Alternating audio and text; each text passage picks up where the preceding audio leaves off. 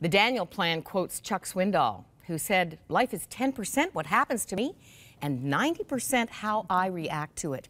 When Janet Jack's husband Scott was diagnosed with type 1 diabetes, she made a decision to change the path of his condition. All her research pointed in one direction: natural foods and nutrition as the key to healthy living. Today, her store, Goodness Me, has 5 locations, empowering people to better health. And we are delighted to have Janice with us every Tuesday. It's Tuesday this month. 40 years later, Janice. Yes.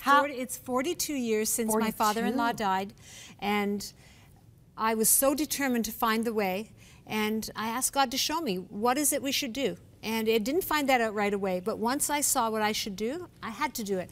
And I just did it with determination, even though I was, going the wrong way on a one-way street, so to speak, because I didn't have anyone to go with me to teach me or show me, because there was no nutrition. Not 42 years ago. It was the 70s, the early 70s. There was no information. So how is he today? How is your husband? He's doing great. He's doing great. He feels as good as he's ever felt in his life, and he takes no medication. And so he was at the gym yesterday running and cycling, and yeah, he feels good. It's made a huge difference. Wow. Isaiah 4:6, "My people are destroyed for lack of knowledge." Today, we want to wake people up to what is not going to benefit their bodies and actually is probably causing harm. That's right. We don't know what food is doing for us. We don't understand that it's talking to us. And last week we talked about the fact that food is information for our cells. It's informing our body how to behave. It's impacting our hormones. It's changing our mood, our energy. And when you start to experience this for yourself, you'll never want to turn back.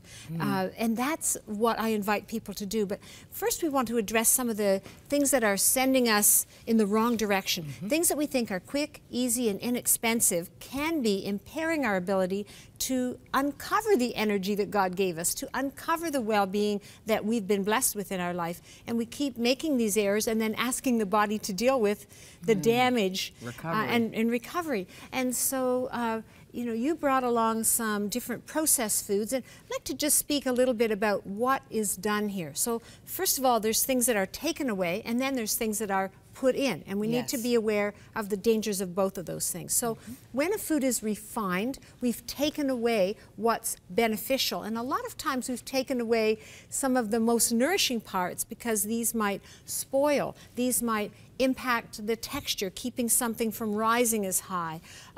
So these are taken away. In favor of shelf life. In favor of shelf life, in favor of an easy texture that you don't have to chew a lot, in favor of just making something that has a particular profile or a particular length of time that we can keep it on the shelf without having to worry about what happens to it. And so these are some of the reasons it's done. And when food manufacturers are putting together food, they generally aren't thinking, what does the body need? But they're thinking, what flavor do people want? What will be appealing to people? Because people are buying it, they're liking it. But when they understand what real food can do, they're going to like it so much more. We really need education here because, the Daniel Plan, for example, I think has half a page of names for MSG. Different names that we need to learn. We need to learn. So one thing is we want to avoid refined food because what they're doing is taking away the most nutritious part. So in wheat, for example, when they take away the germ, they're taking away the fiber, they're taking away the essential fats, they're taking away the minerals, they're taking away the trace nutrients that were meant to be part of the package. And one thing we'll talk about down the road is that the wheat today is not the wheat of Bible times. It's been changed by man and no longer is, well, not actually genetically modified, but hybridized over and over and over.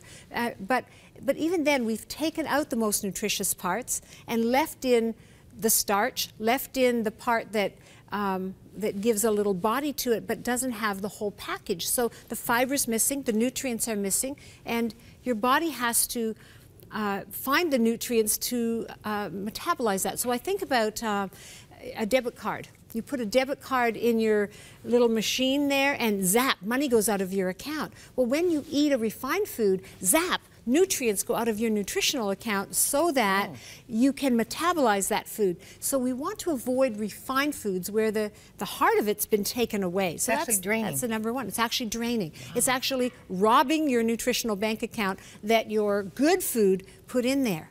Now, I touched on additives, and we just have a couple of minutes. I think we've got Jerry off diet soda. Jerry? He's too far away. But I have a girlfriend who made me promise to stop taking the sugar replacement that I was using. These are chemicals. Your body doesn't know what to do with it. Your liver has to process it. Our liver today already has a very big job because we are exposed to so many different toxins. When we take in artificial sweeteners, then we're asking the liver to do another job that it really wasn't meant to do.